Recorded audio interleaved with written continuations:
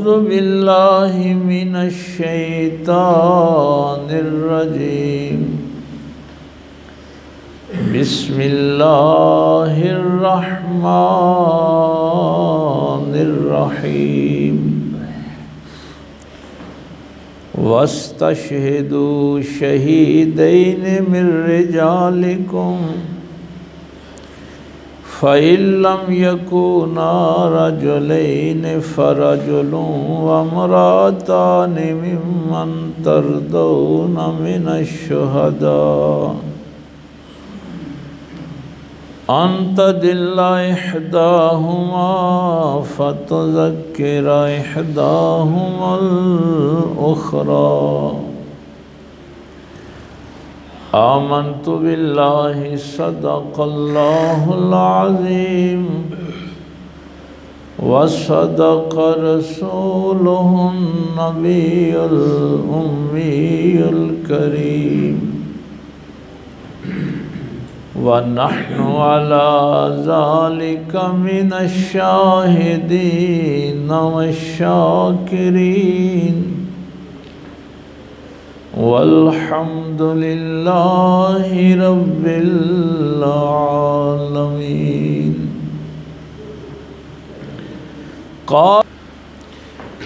नहायत वाजिबुल एहतराम मुअज़्ज़ज़ सामाईन, बुज़ुर्गों, दोस्तों, अज़ीज़ भाइयों,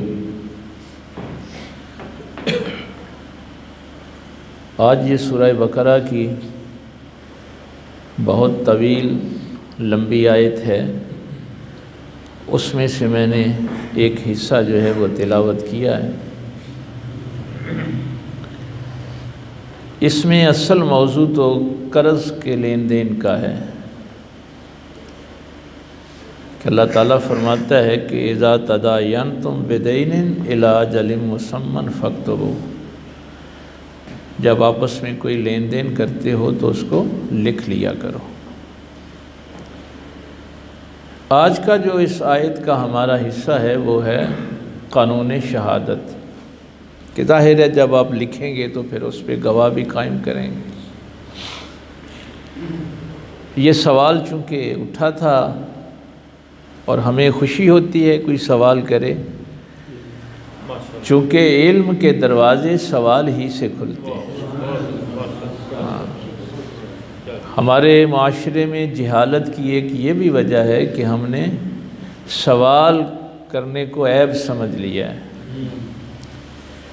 तो सवाल करेंगे तो हमारे इल्म में भी इजाफ़ा होगा, हम जुस्तजू करेंगे, तहकीक करेंगे।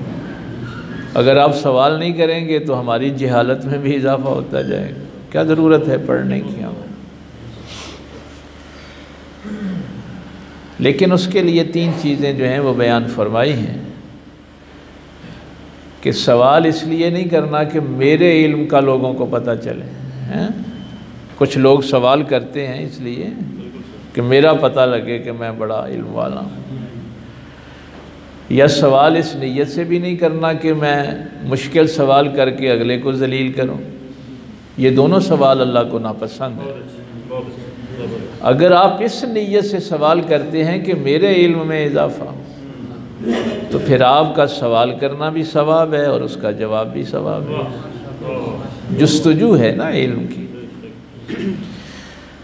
तो ये सवाल हुआ कि ये कानून शहादत जो है इसके मुतल्लिक, तो आज इसलिए मैंने इसका इंतखाब किया है। अल्लाह ताला फरमाता है कि वस्तशहिदू शहीदैन मिन रिजालिकुम फ़इल्लम यकूना रजुलैन फ़रजुलुन वम्रअतान। जब ये तुम पिछला जो सियाको सबक है वो मैंने अर्ज़ कर दिया कि आप लिखने बैठे हैं तो क्या करें कि शहीदैन मिन रिजालिकुम, मर्दों में से दो गवाह लें। ये मेंशन किया गया है कि मर्दों में से दो गवाह जो हैं वो लाने। फ़इल्लम यकूना रजुलैन, अगर दो मर्द ना मिलें, फ़रजुलुन वम्रअतान,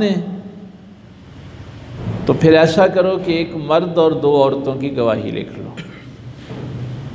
मिम्मन तरदौना मिनश शुहदाए, जिसको तुम चाहते हो, तुम्हारी मर्ज़ी के गवाह हूँ। दो औरतों को किस लिए? अन तदिल्ला इहदाहुमा फतुज़क्किरा इहदाहुमा अल-उख़रा, कि अगर उनमें से एक औरत भूल जाए तो दूसरी उसको याद करवा दे। यानी ये औरतें दो क्यों रखी हैं? चूँकि ये औरत ज़ाहिर है जल्दी प्रेशर में आ जाती है, परेशान हो जाती है, तो गवाही ज़ाहिर है जब देनी होती है तो बंदा ज़ाहिर है मुस्तकिल मिजाज हो, स्ट्रॉन्ग हो। तो औरत अगर उस माहौल से एक घबरा जाए तो दूसरी उसको याद करवा दे। आज हमने बस इतना सा हिस्सा जो है उसको देखना है। ये है कर्ज़ का लेन देन, इस यहाँ पे जो ज़िक्र हो रहा है इस आयत में, माली मामलात जो हैं तुम्हारे।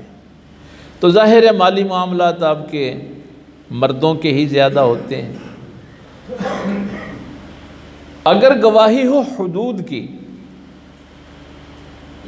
हुदूद मैंने आपको पहले बताया हुआ है, ये कुरानी इस्तिलाह है, वो सज़ाएँ जो अल्लाह ने मुकर्रर कर दी। मसलन कत्ल जो है उसकी सज़ा अल्लाह ने मुकर्रर कर दी। चोरी की सज़ा वस्सारे का तो फ़क़्तउ ऐदियहुमा, वो अल्लाह ने मुकर्रर कर दी। क़ज़फ़, किसी पाक दामन औरत पे, मर्द पे आप झूठा इल्ज़ाम लगा देते हैं तो 80 कोड़े हद्द क़ज़फ़, ये भी अल्लाह ताला ने मुकर्रर कर दी। तो ये जो सज़ाएँ अल्लाह ने मुकर्रर कर दी हैं उनको हुदूद कहते हैं। उसमें इंसान का कोई इख्तियार नहीं। तो हमारे फ़ुक़हा ने ये जमहूर की बात कर रहा हूँ। अच्छा, दो चीज़ें होती हैं, ये भी कभी मैं गुफ्तगू करूँ तो आपको समझ होनी चाहिए। एक होता है इजमा और एक है जमहूर। जब इजमा का मैं लफ्ज़ इख्तियार करूँ तो उसका मतलब है कि उस पर पूरी उम्मत का इत्तेफाक है, तमाम फ़ुक़हा का इख्तिलाफ है, हम अपना इख्तिलाफ नहीं करते, इकट्ठे हैं। तो इजमा में मुत्तफ़िक़ होते हैं, इख्तिलाफ नहीं होता। जमहूर में कुछ इख्तिलाफ करते हैं लेकिन अक्सरियत जो है वो उसके हक़ में होती है। इसी से आपकी जमहूरियत है भाई, जिसके ज़्यादा वोट होंगे वो आपका नुमाइंदा मुकर्रर हो जाएगा। तो ये जमहूर असल में फ़िक़ही इस्तिलाह है कि जब आप कहते हैं ना जमहूर के नज़दीक, तो इसका मतलब होता है कि ज़्यादा उलमा और फ़ुक़हा इसको बयान करते हैं, कुछ इख्तिलाफ भी करते हैं। तो जमहूर के नज़दीक जब हुदूद और किसास का मामला आएगा तो फिर गवाह सिर्फ मर्द लिए जाएंगे। ये उसूल ज़हन में रखें। देखिए बाकी जो मामलात हैं, चोरी है, क़ज़फ़ है, जितने भी ये मामलात हैं, यहाँ पे दो गवाह हैं। ये माली लेन देन में भी क्या कहा है कि दो मर्द जो हैं वो गवाह ले लो। लेकिन सिर्फ एक मुकाम है जहाँ ज़ना और बदकारी का मामला हो, तो वहाँ कुरान कहता है बे-अर्बाअत शुहदा, फिर 4 गवाह आपको लाने पड़ेंगे। पता नहीं किसी मौके पे मैंने ये बात अर्ज़ की थी आपसे कि जब इस्लाम दुश्मन ये बात करते हैं कि देखो जी इस्लाम ने सज़ाएँ कुरान ने बहुत सख्त लिखी कि एक तो बंदा कत्ल हो गया और उसके इवज़ जिसने कत्ल किया है उसको कत्ल कर दो,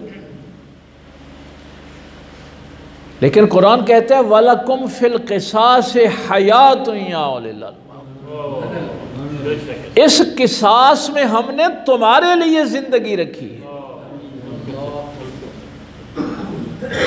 ये जो किसास का कानून है ये तुम्हारी ज़िंदगी के लिए है।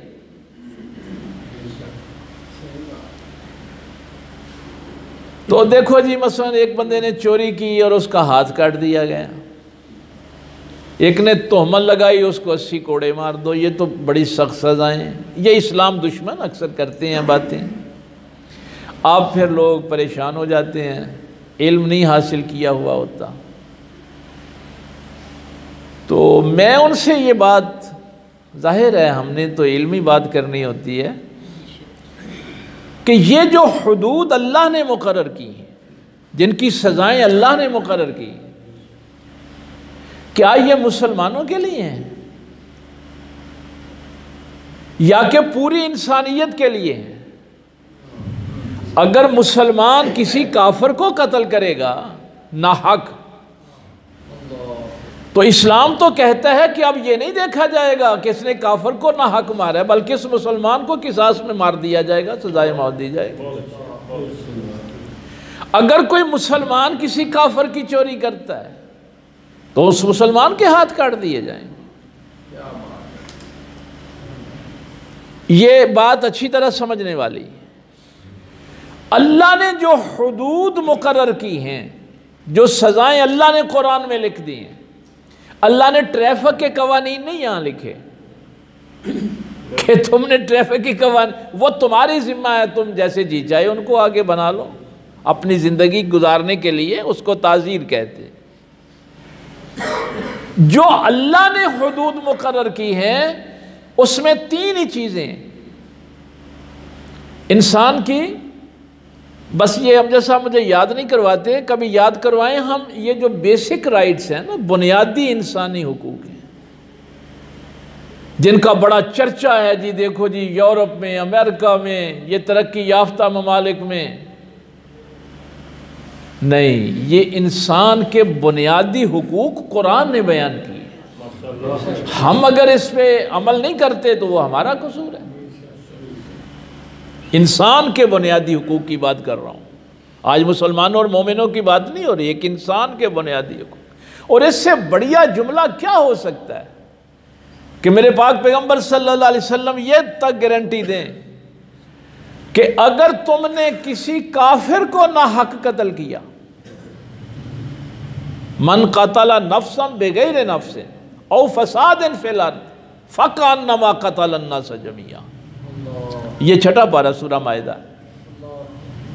पाक पैगंबर सल्लल्लाहु अलैहि वसल्लम ये गारंटी दे रहे हैं कि अगर तुमने, मुसलमानों ने किसी काफिर को नाहक कत्ल किया तो क़यामत वाले दिन उस काफिर की तरफ से मैं वकील खड़ा हूंगा।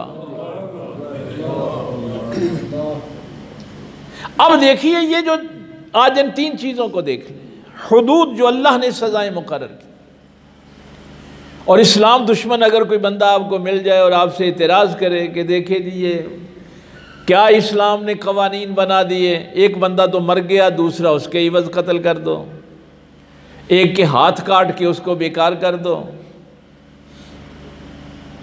तो फिर आप परेशान हो जाते हैं। नहीं, परेशान नहीं होना। इंसान के बुनियादी हुकूक में तफसीलन तो जब आप मुझे कहेंगे फिर हम बात करेंगे। उसकी इज़्ज़त, जान और माल, ये बुनियादी चीज़ें हैं ना। इंसान की इज़्ज़त की हिफाजत, उसकी जान की हिफाजत और उसके माल की हिफाजत। अल्लाह ताला ने तुमने जो ज़िंदगी गुजारनी है उसके कवानीन तुम्हारे इख्तियार में दिए, तुम खुद अपनी ज़िंदगी के उसूल व ज़वाबित कायम कर लो। लेकिन जहां इंसान की इज्जत, जान और माल का मामला आएगा तो वो हदें अल्लाह ने मुकर्रर कर दी हैं, वो सजाएं अल्लाह ने मुकर्रर कर दी हैं। कत्ल की सजा इस कुरान में लिख के तुम सारे इंसानों की जान की हिफाजत की है। चोर के हाथ काटने हैं ना, वो चाहे मुसलमान ही क्यों ना हो, तो चोर की सजा अल्लाह ने कुरान में लिख के तुम्हारे माल की हिफाजत की है, तुम्हारे माल को महफूज किया है। और हद कज़फ कि अगर तुम किसी पे तोहमत लगाते हो तो उसके लिए क्या है, 80 कोड़े हैं। ये सज़ा अल्लाह ने कुरान में लिख के तुम्हारी इज्जत की हिफाजत की। तो ये जो सज़ाएं जिनको आप हुदूद कहते हैं, जो कुरान करीम में लिखी गई हैं, इनमें अल्लाह ने ये सज़ाएं, ये आपके ज़िम्मे नहीं छोड़ी, ये सज़ाएं अल्लाह ने लिख दी हैं। और इन तीनों सज़ाओं के पीछे क्या है, तुम्हारी जान की हिफाजत, माल की हिफाजत और इज़्ज़त की हिफाजत। अगर कोई ऐसा आदमी आपको मिल जाए जो कुरान पे या अल्लाह के अहकामात पे ये बातें करे, तो उसको कहना कि तेरी इज्जत जान और माल की भी हिफाजत की गई है। चूंकि वो रब्बुल आलमीन है ना, उसने सारे कायनात की हिफाजत की बात की। तो जहां हुदूद और किसास का मामला आएगा तो वहां पे गवाह मर्द लिए जाएंगे। यह बात ज़हन में रही ना। लेकिन ये जमहूर की राय है। कुछ फुकहा ने इससे इख्तिलाफ किया है कि अगर वहाँ पर भी मसलन ब्यार बात शुहादा है ना कि 4 गवाह आपने लेने हैं, तो अगर 3 मर्द मिलते हैं तो 2 औरतें साथ मिल जाएंगी, तो फिर भी गवाही काबिल कबूल होगी। लेकिन आपने कोशिश करनी है कि ये जो हुदूद और किसास के मामलात हैं, इनमें गवाह आपने मर्द लेने हैं। एक दूसरा सवाल यहाँ पे ये उठता है, अच्छा वो मैं दूसरी चीज़ भूल ना जाऊं, अब ये हुदूद की सज़ाएं सख्त हैं। अल हुर्र बिल हुर्र वल अब्दु बिल अब्द उन्सा बिल उन्सा, आज़ाद के बदले आज़ाद को कत्ल किया जाएगा, औरत के बदले औरत को कत्ल किया जाएगा। और अगर उसके लवाहिकीन माफ़ कर दें तो उसकी भी इजाज़त है। अब सजाएं सख्त हैं, लेकिन ये एक उसूल कुरान का जो है वो ज़हन में आपने रखना है, जहां शहादत में शुबा होगा वहां हद लागू नहीं होगी। जहां शहादत में शुबा आ जाएगा वहां पे कुरानी हद लागू नहीं होगी। यानी ये इतना बड़ा रिलीफ भी दिया है कि कितने कंपिटेंट आपके पास गवाह जो हैं वो होने चाहिए। उसके लिए मैंने आपसे शायद किसी मौका पे इसका जिक्र किया था कि हज़रत अबू बकरा ये भी सहाबी हैं, अपने मकान की बालकोनी में बैठे हुए 4-5 लोग, तो सामने गवर्नर का घर है, बसरा के गवर्नर का। तो इनमें से एक शख्स उठा तो उसकी नज़र पड़ी तो उन्होंने किसी औरत के साथ उसको गैर हालत में देख लिया। तो सरकार उमर फ़ारूक रज़ी अल्लाह ताला अन्हु को लिख भेजा। बाकी भी जाहिर है वो 4 लोग थे, उन्होंने अपनी आंखों से देखा, मुशाहदा किया और अमीरुल मोमिनीन को लिखा कि हमने गवर्नर को इस तरह एक औरत के साथ नाजायज़ ताल्लुकात कायम करते हुए देखा है। तो सरकार उमर फ़ारूक ने गवर्नर को भी बुला लिया और उन 4 को भी बुला लिया। अब गवर्नर ने यह कहा कि जिस औरत के साथ इन्होंने मुझे देखा वो मेरी बीवी थी। अब इधर से जो गवाहियाँ आई उन्होंने कहा कि एक गवाह उठा, उसने कहा कि नहीं, मैंने अपनी आंखों से देखा है कि वो फ़लाँ महल्ले की फ़लाँ फाशा औरत थी जिसके साथ गवर्नर साहब को हमने देखा है, वो इनकी बीवी नहीं थी, हम उस औरत को पहचानते हैं। दूसरे गवाह ने भी उठ के यही गवाही दी, तीसरे ने भी यही गवाही दी, चौथे ने यह कहा कि मैंने गवर्नर को देखा तो है इस हालत में, लेकिन मैं उस औरत को नहीं पहचानता वो कौन है।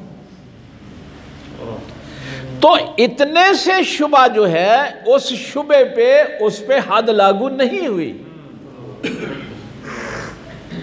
ये मिसाल मैंने इसलिए दी है कि हुदूद के जो कवानीन हैं उसमें अगर शुबा पैदा हो जाएगा तो हद लागू नहीं होगी। अब उन 4 पे हद कज़फ लग गई। वो जो मैंने पहले कहा है ना कि अगर आप किसी पे नाहक इल्ज़ाम लगाएंगे, किसी पाक दामन औरत पे या पाक दामन मर्द पे, तो उसके लिए कुरान ने फिर 80 कोड़े।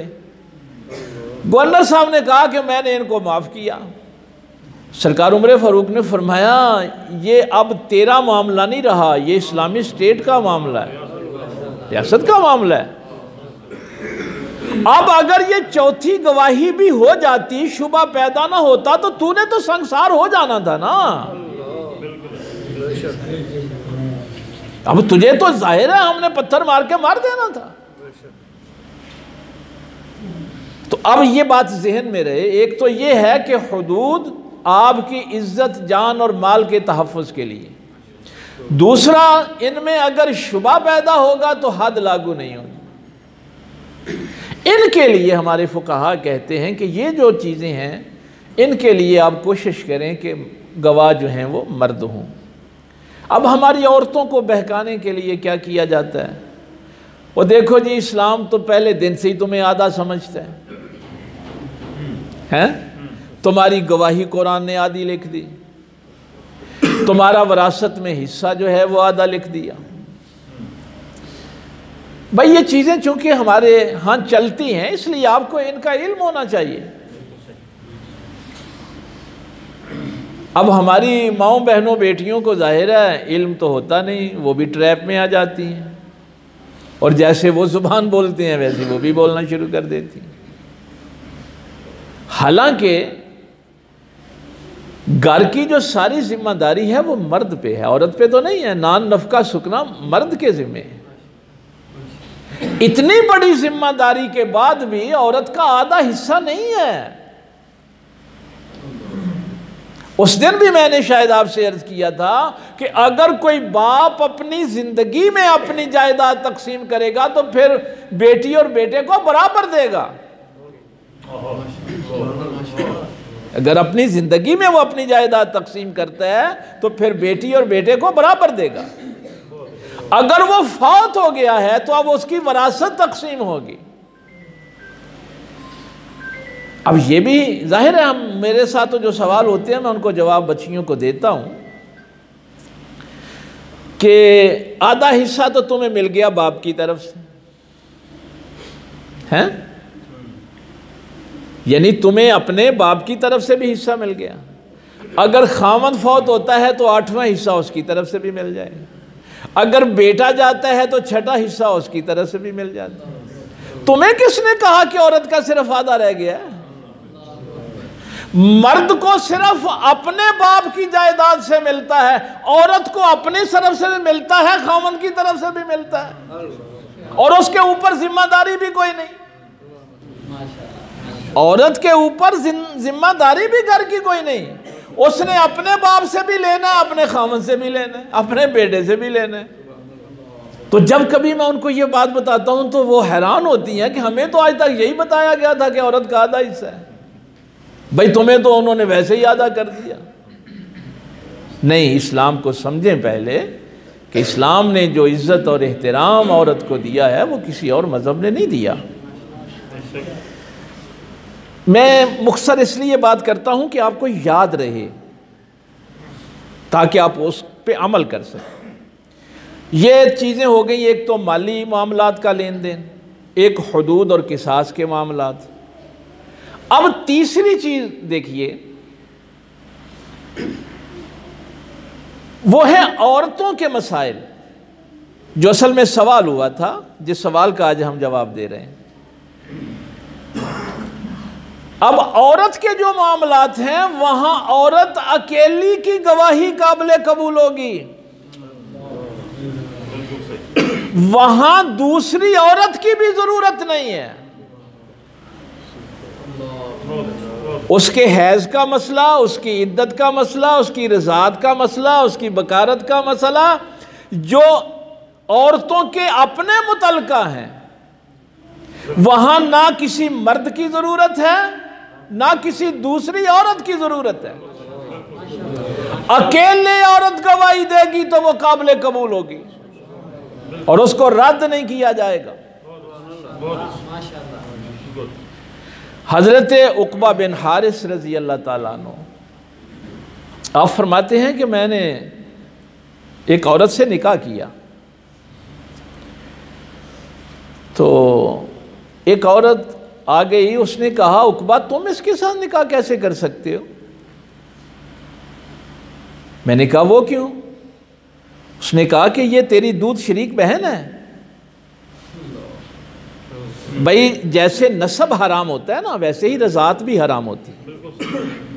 रज़ात की टर्म आपको पता है ना, एक तो मेरी सगी माँ है और एक वो जिसने मुझे दूध पिलाया है, वो मेरी रज़ाई माँ है।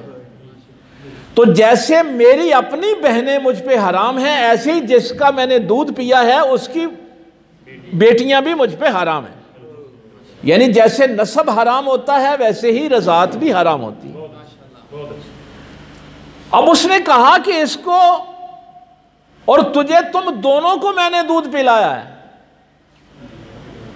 भाई अरबों के आपको पता है ना कि वो बच्चे ले जाते थे, जैसे हजरत हलीमा सादिया की बेटियां हुजूर के निकाह में तो नहीं आ सकती, रज़ाई माँ है। तो वहां चूंकि ये रवाज था, वो बच्चे औरतें ले जाती थी।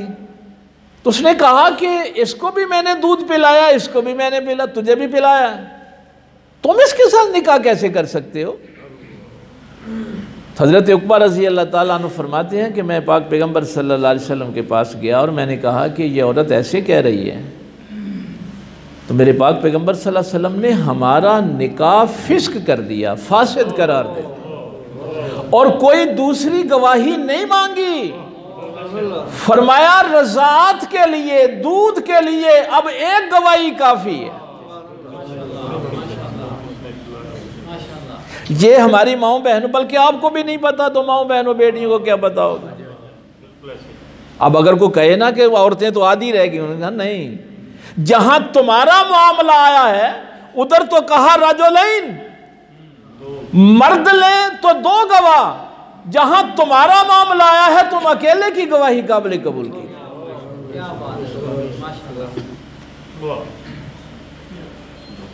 तो अब ये चीज़ें जहन में रखना, औरत अपने हैज़ के मुतल्लिक गवाही दे, मेंसेस के मुतल्लिक, उसकी गवाही काबिल कबूल होगी, उसको कोई चैलेंज नहीं कर सकता। वो अपनी रज़ात के मुतल्लिक कहे, उसकी गवाही काबिल कबूल होगी, उसको कोई चैलेंज नहीं कर सकता।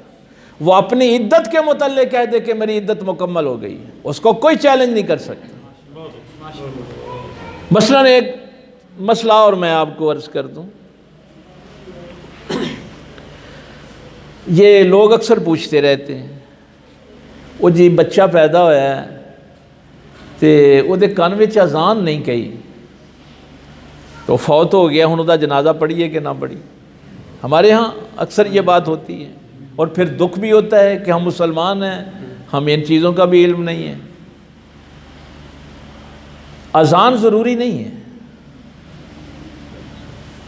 बच्चा पैदा हुआ है, उसने एक सांस ली, एक चीख मारी, कोई जिंदगी की एक अलामत उससे जाहिर हो जाए तो अब हुक्म पता क्या है? उसका नाम रखना है। जिसने एक सांस भी लिया है ना, एक चीख भी मारी है, तो पहले उसका जो हक है ना नाम रखने का, उसका नाम रखो, उसको गुस्ल दे के उसका जनाजा पढ़ो और फिर उसको मुसलमानों के कब्रिस्तान में दफन करो। और अगर कभी किसी ने जिहालत में यह कर दिया कि अभी अजान नहीं, ओ यार अजान तो बगैर सी बच्चा फौत हो गया और तुमने दफना दिया, तो अब 5 या 7 लोग जाके उसकी कब्र पे जनाजा पढ़ के आए। ये उसका हक था। अब देखिए यहां पे भी एक औरत की गवाही, पैदाइश के वक्त अगर एक औरत कह दे कि मैंने इसको एक सांस लेते हुए देखा है, तो किसी डॉक्टर की तस्दीक की कोई जरूरत नहीं, किसी और गवाही की जरूरत नहीं। एक औरत कह दे कि मैंने इसकी मामूली सी चीख सुनी है, तो उस पर ये सारे जिंदगी के अहकामात लागू होंगे। जहां पे औरतों के मामलात हैं वहां पे फिर इस्तिस्ना दिया है। और फिर वो सूरह नूर में जो है, देखिए इस्लाम ने, असल में हमने अपने दीन को सीखा नहीं है ना। एक औरत अपने घर में दाखिल होती है, वो अपने खामंद को किसी नामहरम औरत के साथ देख लेती है। ये सूरह नूर में तफसील के साथ लिखा हो। अब वो काजी साहब के पास, वो अदालत में जाती है कि मेरे खामंद के फलां औरत के साथ बदकारी के ताल्लुकात हैं। तो कुरान ने क्या कहा है कि जब बदकारी के इल्ज़ाम लगाएंगे तो 4 गवाह लाएंगे ना। लेकिन यहां फिर जब औरत खड़ी हो जाएगी अपने खामद के खिलाफ, तो अब यहां शरीयत ने यह नहीं कहा कि वो अब 4 गवाह लाए। अब कुरान कहता है कि वो क्या करे, काजी के सामने 4 दफा खुद ही गवाही दे ले।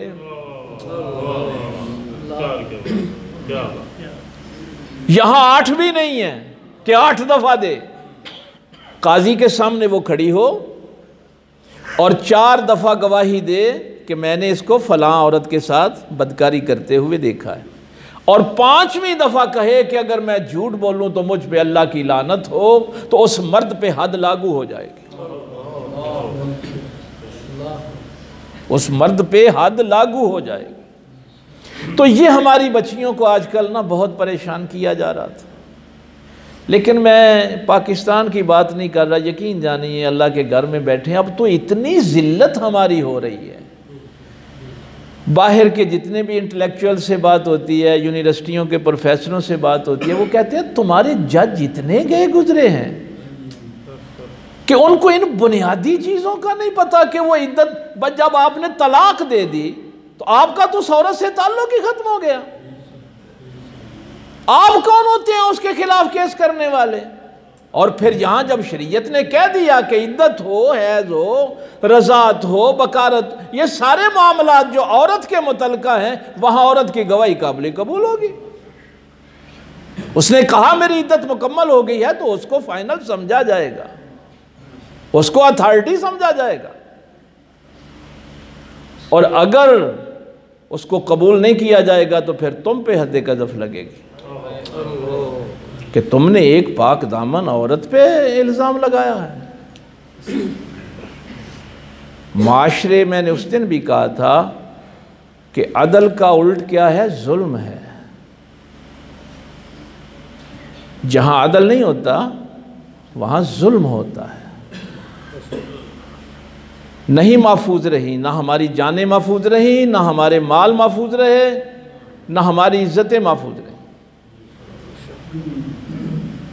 ये मुआशरा बर्बाद इसलिए हो रहा है कि यहाँ पे किसी की इज्जत, जान और माल महफूज नहीं है। लेकिन मैं यकीन जानिए रोना आता है जब कभी आखिरी हज का खुतबा हम पढ़ते हैं। क्या फरमाया मेरे पाक पैगंबर सल्लल्लाहु अलैहि वसल्लम ने आखिरी खिताब में?